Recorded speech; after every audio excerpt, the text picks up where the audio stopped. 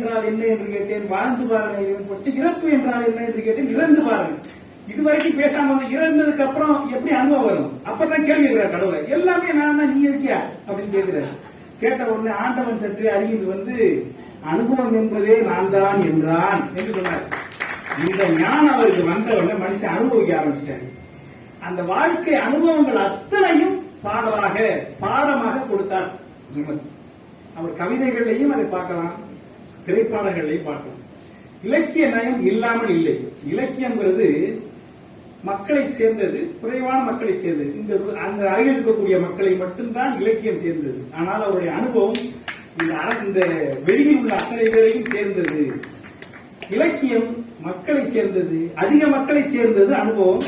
மக்களை அதிகமாக அடைந்த அனுபவம் இருப்பது. ஒரு சில சொல்றேன், நான் இந்த இதுக்காக பாட்டுகளை எடுப்போம் அப்படின்னு போனா எனக்கு என்ன ஒரு அனுபவம் வந்ததுன்னா, எங்க ஊர்ல எல்லாம் அந்த காலத்துல இப்ப இல்ல, யாராவது விருந்தாளி வந்துட்டாங்கன்னு வைங்க, உடனே என்ன பண்ணுவாங்கன்னா நாட்டுக்கோழி பிடிச்சி அடிப்பாங்க.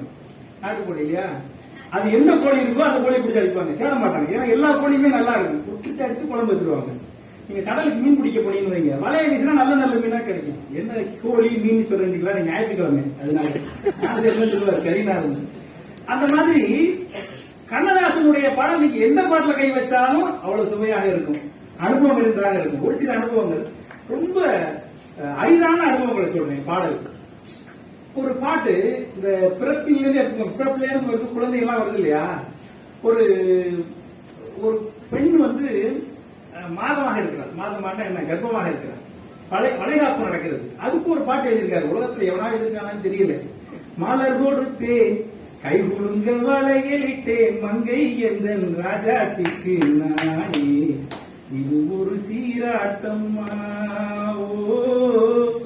என்னையும் தாராட்டம்மா. அடுத்துதான் வரணும், மகளோ பிறக்கும் என் வீடு நலமாக. பெண்களுக்கு குழந்தைகளுக்கு கள்ளிப்பால் கொடுத்தாங்க. இந்த பாட்டை கேட்டா அவன் கொடுப்பானா? திருப்பி இருக்காரு. மகனோ, எந்த குழந்தையா இருந்தாலும் வீடு நலமாக பிறக்கிறது இல்லையா.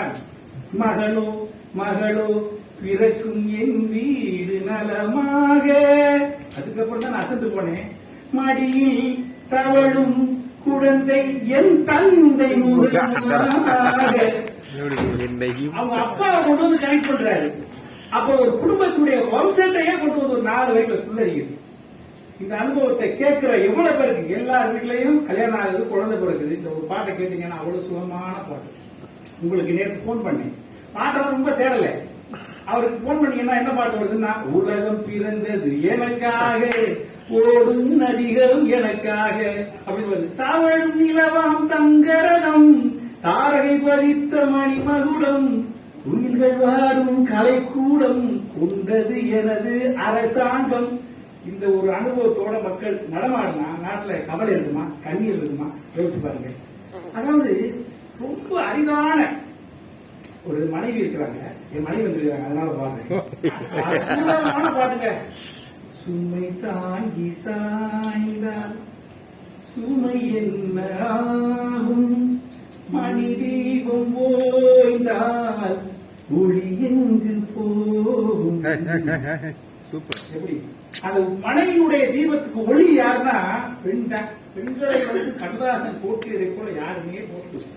அதாவது கஷ்டம் வருது, குழந்தைய பார்க்கலாம் நினைக்கிறேன். எவ்வளவு பேர் நினைக்கிறேன் வாழ்க்கையில, ஏன் பிறந்தாய் மகனே, ஏன் பிறந்தாயோ, இல்லை ஒரு பிள்ளை என்று ஏங்கோர் பலர் இருக்க, இங்கு வந்து ஏன் பிறந்தாய் செல்ல மகனே. அதாவது வருத்தத்துல பாடினாலும் அது செல்ல மகன், செல்ல மகனே. அடுத்த நான் பிறந்த காரணத்தை நானே அறியும் முன்னே, நீ வந்து ஏன் பிறந்தாய் செல்ல மகனே. அவரை மாதிரி பாடல்களை முழுக்க யாராலையும் முடியாது. சிலர் சிரிப்பார். அதாவது அவருடைய அனுபவத்தை எழுதினார், எல்லாருடைய அனுபவத்தை எழுதினார். அவருடைய அனுபவத்தை கொண்டே அவர் சொல்லிடுறேன். முத்தல் எழுதினார். சிலர் சிரிப்பார், சிலர் அதாவது படத்துக்கு போய் உட்கார்றாரு பாட்டு பாடுறது. தலைவரே நீங்க ஒரு மாதிரி கவியரசே உங்களை மாதிரி கூட்டா எல்லா பாட்டும் நீங்க தான் எழுதுன்னு புகழ்றாங்க. அவங்களை எழுதெல்லாம் கொடுக்குறாங்க. அவருக்கு ஒரு தொலைபேசி வருது, போன் பண்ணி கேட்டுட்டு போய் அப்படின்னு உட்கார்றாரு. சொல்லுப்பா சிச்சுவேஷனே அப்படிங்கிறார். சொன்ன உடனே எழுதுறாரு பாட்டு. சிலர் சிரிப்பார், சிலர் அழுவார், நான் சிரித்துக் கொண்டே அழுகின்றேன். அப்புறம் முடிச்ச உடனே எம்எஸ்விக்கு ரொம்ப சந்தோஷம். அருமையான பாட்டு, இது மாதிரி உங்களை தவிர யாருக்கும் முடியுமா? ஆமா, அந்த போன் வந்துச்சு என்னன்னு, எங்க வீட்டு சப்திக்கு போறாங்க.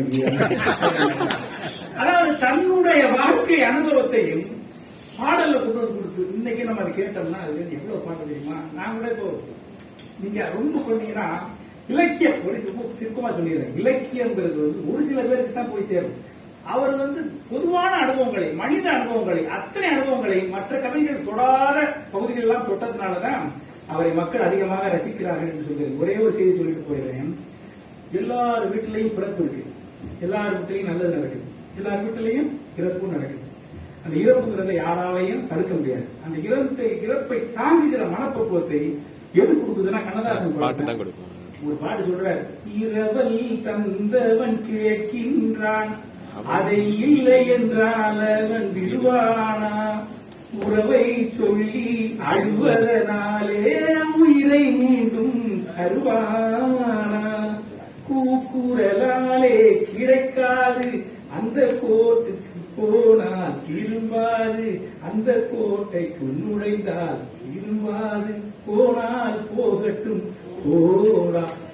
மனிதனுடைய இறுதிக்கட்ட இழப்பிற்கும் ஆதரவு கொடுக்கிற பாடல். இந்த அனுபவம் எல்லாம் எந்த கவிஞர்களும் இருந்தது. அதனால ஐயா அவர்களே இலக்கியம் இல்லை என்ன சொல்லல. இலக்கியங்கள் வந்து தேடி தேடி பாருங்க, கலிங்கத்துக்கு பாட்டுக்கு போறாரு, கம்பராமாயணத்துக்கு போறாரு, போற போக்குல அப்படி ரெண்டு பாடிகளை சொல்லி மக்களுக்கு மக்கள் மனக்காயங்களுக்கு மருந்து தடவை, மக்களுக்கு மலர்ச்சி பூக்களை அள்ளி கொடுத்து விட்டு போனோம் கண்ணதாசன். அதனாலதான் மக்களை அதிகம் கவர்ந்ததாக இருக்கிறார். அதனாலதான் 8 மணி ஆயிரம் உட்கார்ந்து இருக்கிறோம் என்று சொல்லி தீர்ப்பு எங்களுக்கே வழங்குமாறு கேட்டுக்கொண்டாங்க.